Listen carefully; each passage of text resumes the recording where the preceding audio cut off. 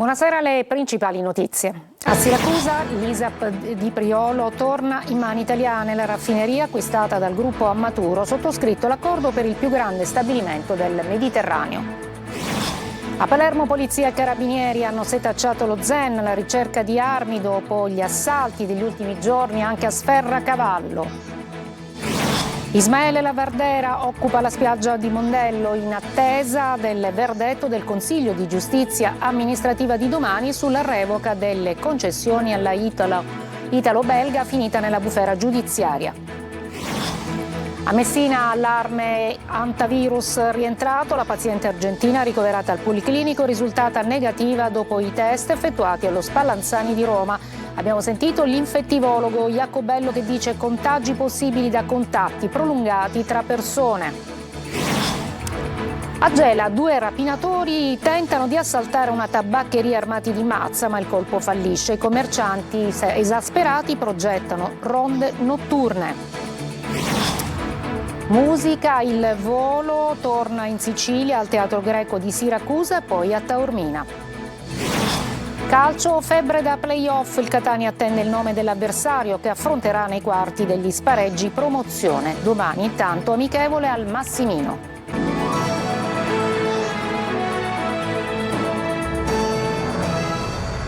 Eccoci, buonasera, e dunque si apre una nuova pagina per l'ISAB di Priolo, il più grande complesso di raffinazione di tutta Italia. Il gruppo Ludoil della famiglia Ammaturo ha sottoscritto un accordo con Goi Energy per acquistare la partecipazione nella società proprietaria della raffineria siracusana. Desiree Ferlito. Il gruppo Ludoil ha raggiunto un accordo per acquisire l'ISAB di Priolo, polo strategico per la sicurezza energetica nazionale. Un'operazione che guarda al futuro tra bioenergie, occupazione e transizione green. Nel cuore industriale di Priolo Gargallo si apre quindi una nuova pagina per l'ISAB, il più grande complesso di raffinazione d'Italia.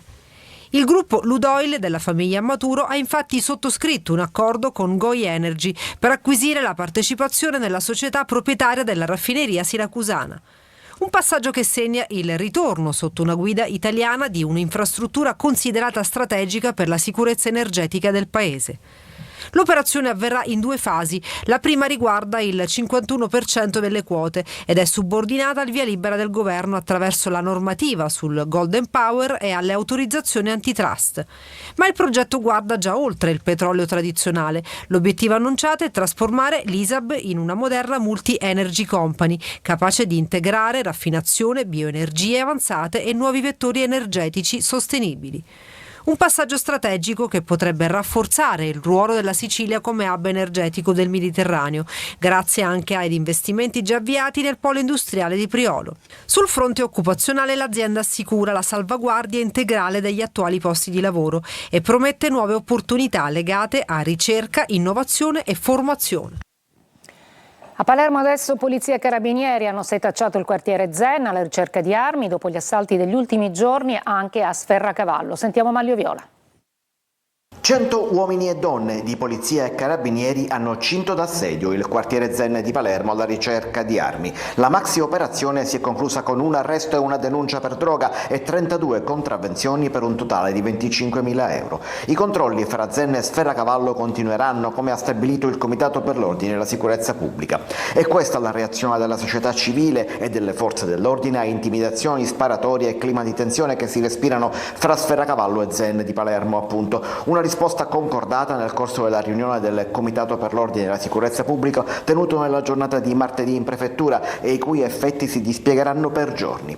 Nessuna nuova zona rossa, ma maggiori controlli dinamici e un rafforzamento dei servizi sul territorio anche di notte sia al quartiere Sferracavallo che Zen. Positiva ma prudente la reazione di abitanti e commercianti della borgata di Sferracavallo. Io mi auguro che questa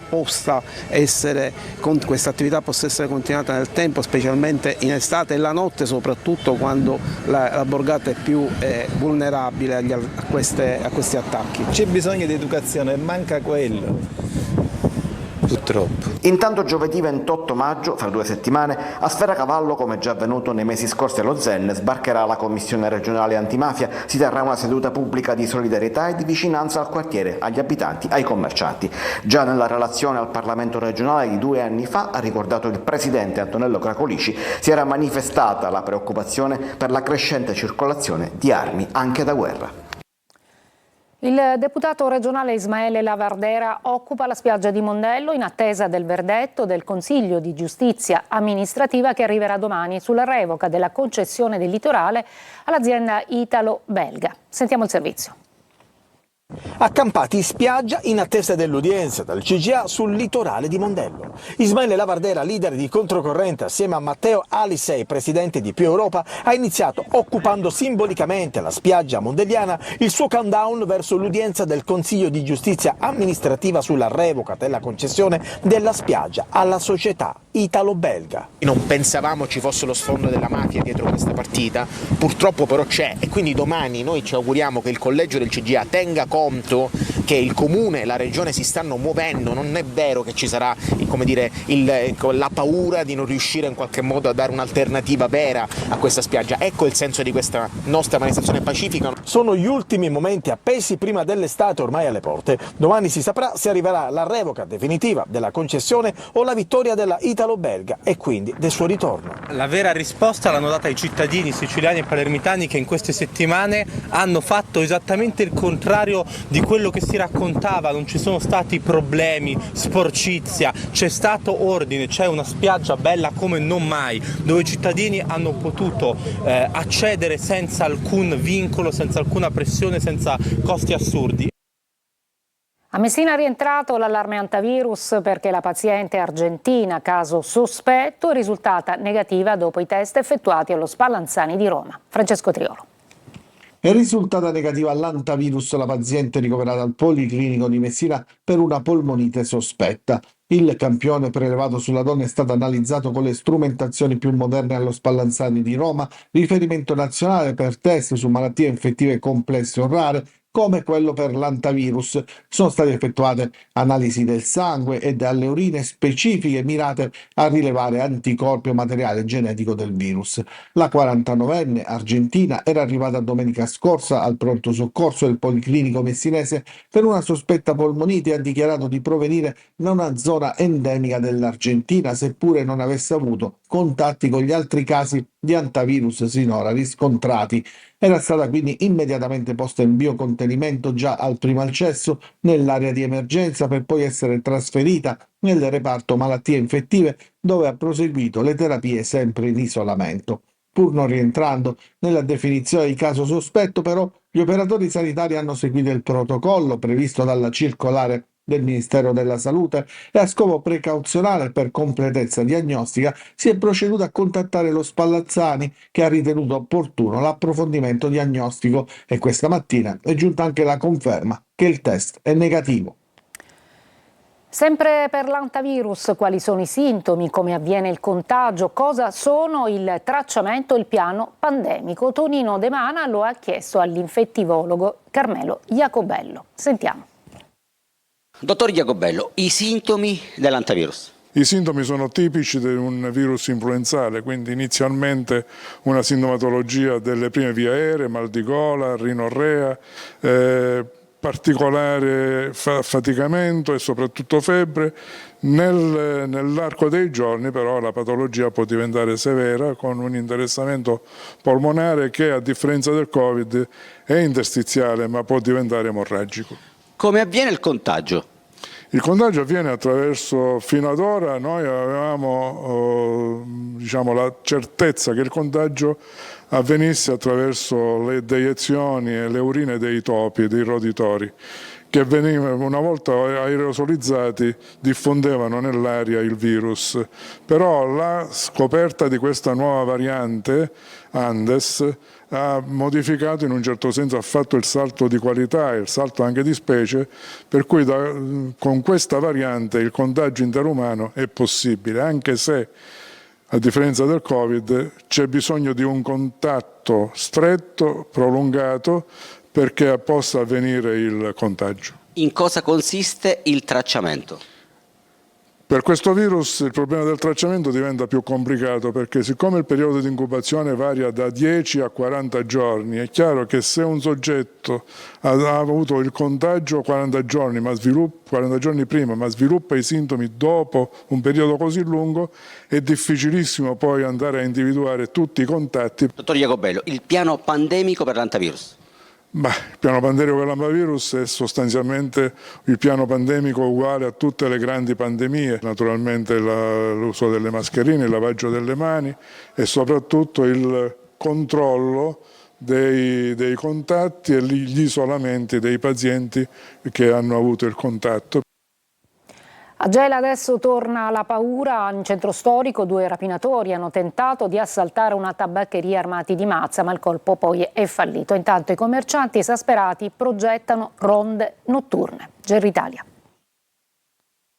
Il rumore dei colpi nel silenzio della notte, poi la fuga improvvisa all'arrivo della vigilanza, l'ennesimo tentativo di spaccata che colpisce il centro storico. Sono circa le 2:30 quando 2 uomini arrivano davanti a una tabaccheria armati di mazza, puntano direttamente alla vetrina nel tentativo di sfondarla e introdursi all'interno del locale. I malviventi colpiscono più volte il vetro con violenza, ma durante l'assalto la mazza si rompe. Nonostante questo, continuano a tentare di aprirsi un varco prendendo a calci la vetrina, senza però riuscire a entrare. A mettere fine al raid è l'arrivo dei vigilantes impegnati nel controllo della zona. I 2, accortisi della presenza della sicurezza privata, scappano rapidamente facendo perdere le proprie tracce. Un episodio che arriva appena 2 notti dopo l'arresto in flagranza di un uomo accusato di aver tentato una spaccata ai danni di una parrucchieria in via Venezia. Ma la sequenza di furti e tentativi di assalto registrati negli ultimi mesi continua ad alimentare rabbia e paura tra gli esercenti del centro storico. Tra i commercianti c'è anche chi pensa all'organizzazione di ronde notturne per presidiare le attività commerciali. Una prospettiva che la Confcommercio locale prova a disinnescare, invitando a mantenere fiducia nel lavoro delle forze dell'ordine e chiedendo un rafforzamento dei controlli sul territorio. Noi stiamo cercando in tutti i modi di evitare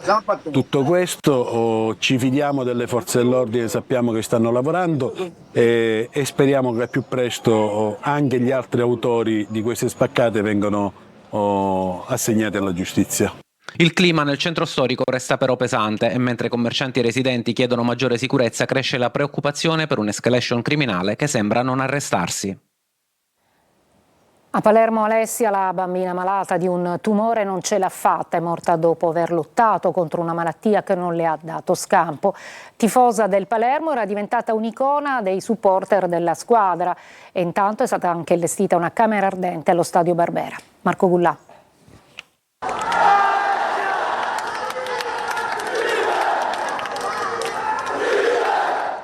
La piccola Alessia non ce l'ha fatta. La bambina, tifosa del Palermo, è morta la scorsa notte dopo una lunga battaglia contro un tumore aggressivo contro cui lottava. Aveva 8 anni.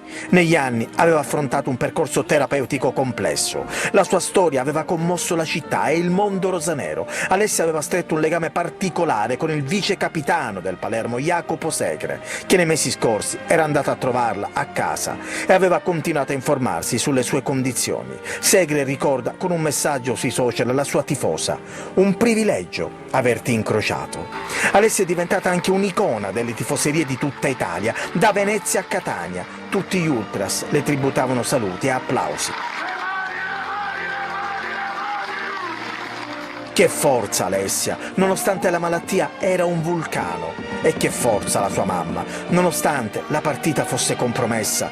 Non ha mai mollato, come cantano gli ultra, accompagnando la figlia in ogni momento della sua vita, tra momenti belli e meno belli. Alessia, la guerriera, vogliamo ricordarti così, mentre canti per la tua passione più grande, e siamo sicuri che continuerai a farlo, anche da lassù.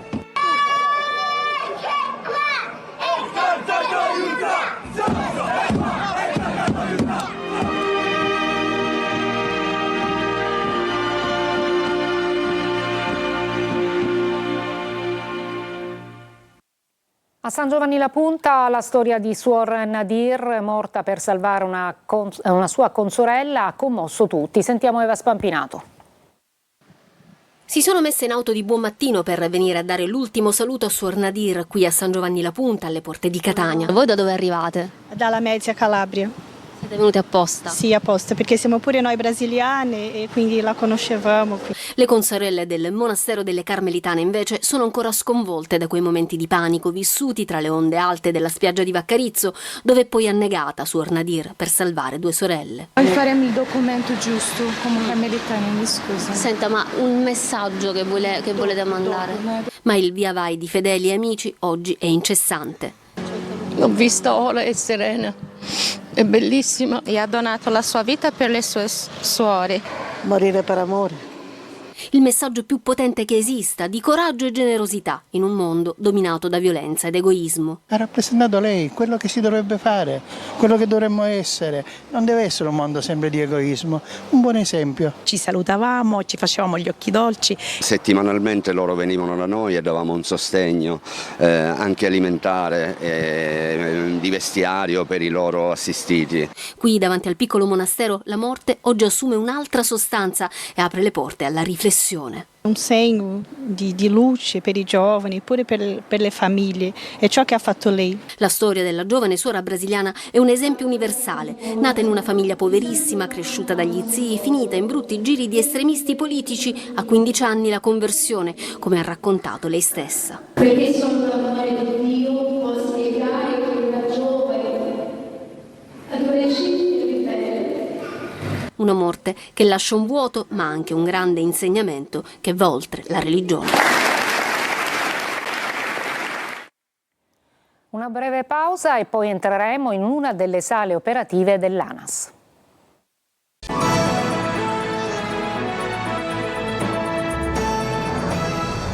Vi portiamo in una delle sale operative dell'ANAS, cuore pulsante di tutte le attività svolte per garantire la sicurezza e la fluidità della circolazione stradale. Questa mattina nella sede di Catania c'è stato un incontro con le forze dell'ordine e il prefetto Signoriello. Emanuela Corsi.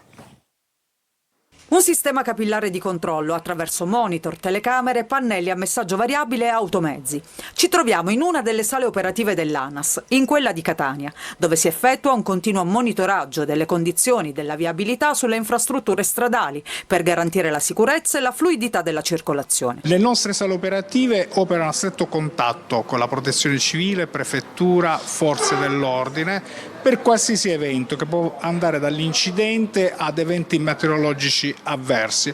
Quindi la coordinazione di tutti fa sì della buona riuscita di qualsiasi intervento in tempi molto celeri. Il personale si avvale di moderne tecnologie per fronteggiare le emergenze come gli incidenti stradali o le condizioni meteo avverse. Parliamo di tecnologie avanzate, efficientamento energetico, digitalizzazione e sensoristica. Le nostre gallerie, come vedete anche dallo schermo, sono dotate di telecamera e quindi hanno un sistema SCADA, quindi da remoto, dove i nostri professionisti possono intervenire per qualsiasi evento secondo, diciamo, un piano di sicurezza e di emergenza che va a dettagliare qualsiasi tipo di evento che può andare dall'incidente all'incendio in galleria. Le varie attività che si svolgono nella sala operativa dell'ANAS di Catania sono state illustrate durante un briefing alla presenza delle forze dell'ordine e del prefetto etneo Pietro Signoriello. La musica con il trio Il Volo che torna in Italia per una prima volta al Teatro Greco di Siracusa e poi a Taormina. Ci raccontano l'emozione di questo debutto Ignazio Boschetto e Piero Barone, i 2 tenori siciliani del trio, che usciranno anche con un nuovo singolo. Eva Spampinato. I'm Ignazio, I'm Piero, I'm Gianluca. We are Il Volo. 17 anni di successi in giro per il mondo, partiti poco più che bambini dall'Italia e diventati icone globali del bel canto. Nella loro carriera hanno cantato nei palcoscenici internazionali più importanti. L'America Latina è diventata la loro seconda casa, ma c'è sempre una prima volta che sa di stupore e meraviglia, e sarà proprio in Sicilia. Io personalmente sono quasi un anno che non torno in Sicilia, quindi siamo molto felici. Poi Siracusa sarà la prima volta che canteremo lì. Noi, oltre che essere dei visitatori, saremo anche protagonisti di quel posto, ma protagonista sarà anche il pubblico, perché noi ci teniamo a definire il pubblico parte integrante del concerto. Dopo il sold out in America Latina e negli Stati Uniti, il volo tornerà in Italia e a luglio debutterà al Teatro Greco di Siracusa, l'11 luglio. Non conosciamo il posto, quindi sappiamo che è uno dei posti più belli in Sicilia da dove potersi esibire, ecco. Per poi raddoppiare al Teatro Antico di Taormina il 22 e il 23 agosto. Che effetto fa tornare in Sicilia, in teatri storici che hanno una storia incredibile e impressionante, dopo aver girato in realtà davvero tutto il mondo. Per noi siamo molto affezionati a Taormina, anche perché Taormina è stato uno dei primi concerti che abbiamo fatto in Italia nella nostra carriera. Intanto sta per uscire il nuovo singolo Cuerpo sin alma con la star latina Carlos Rivera, una versione italo-latina della canzone di Riccardo Cocciante, Bella senz'anima. Con Carlos c'è sempre stata una grande amicizia, un po' come nascono le cose più semplici in una cena, anche perché il padre era molto fan di Riccardo Cocciante quando la canzone esplose anche in Latino America. Prepareremo un tour perché tra qualche anno saranno 20 anni di carriera, però prima di tutto questo ci sono le puntate su Canale 5 di Tutti per Uno, quindi c'è tanto lavoro, ma siamo felici perché viviamo facendo quello che amiamo fare, per cui siamo nati. Una breve pausa, poi la pagina dello sport con il calcio, con il Catania che domenica giocherà la prima partita dei play-off.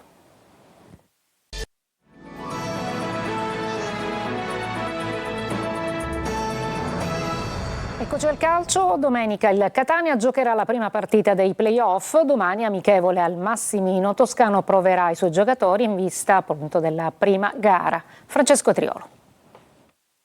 Domenica il debutto nei play-off, un impegno che si avvicina e che il Catania sta preparando da giorni, prima a Veronello, adesso in sede. Questa mattina i rossazzurri hanno svolto un'altra seduta di avvicinamento alla gara di domenica, una sfida d'andata che si giocherà lontano dal Massimino contro un avversario ancora da definire, lo dirà il sorteggio dopo il ritorno del primo turno nazionale. Toscano si porta dietro un paio di certezze arrivate dal ritiro della scorsa settimana, quelle dei recuperi di alcuni giocatori chiave come Miceli, Donnarumma e Casasola, tutti fermi nell'ultima giornata di campionato a Caravaggio e nel 4-1 di giovedì scorso contro l'Inter Under 23, che però hanno giocato poi la partitella in famiglia finale.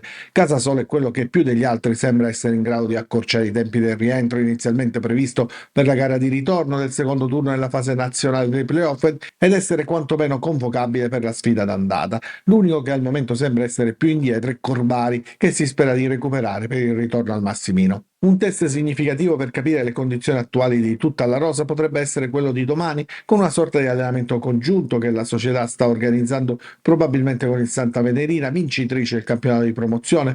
Per l'occasione le porte del Massimino dovrebbero essere aperte. Ha preso il via a Catania con la tradizionale sfilata, la 21esima edizione del Palio d'Ateneo. L'appuntamento atteso dagli studenti universitari è diventato ormai patrimonio della città fino al 15 maggio, 3 giorni di divertimento tra giochi, sport e una vera e propria Olimpiade universitaria che si svilupperà come da tradizione in 3 luoghi iconici di Catania, quelli il centro storico nel tratto di Vietnea dalla Villa Bellini a Piazza Università, il villaggio turistico Le Capannine sul lungomare Kennedy e la cittadella universitaria in via Santo Sofia. Il connubio tra l'Università di Catania, Radio Zamu e il CUS, Centro Universitario Sportivo, vedrà la partecipazione di tutti i dipartimenti dell'Ateneo, suddivisi in 13 squadre, che nel corso delle 42 competizioni goliardico-sportive di 24 discipline cercheranno di spodestare i detentori del titolo 2025, giudicato da medicina nell'eterna contesa con ingegneria. Prima di chiudere un'ultima notizia, perché l'Assemblea regionale siciliana ha appena approvato l'emendamento al disegno di legge all'esame del Parlamento che stanzia 30 milioni a fondo perduto per contrastare il caro carburante. Le risorse saranno distribuite per dare appunto ossigeno alle imprese che sono colpite dai costi appunto di gestione. 15 milioni di euro per il settore dell'autotrasporto, 10 milioni di euro per il comparto agricolo e 5 milioni di euro per il settore della pesca. È tutto, mi fermo qui, grazie per l'attenzione e buona serata.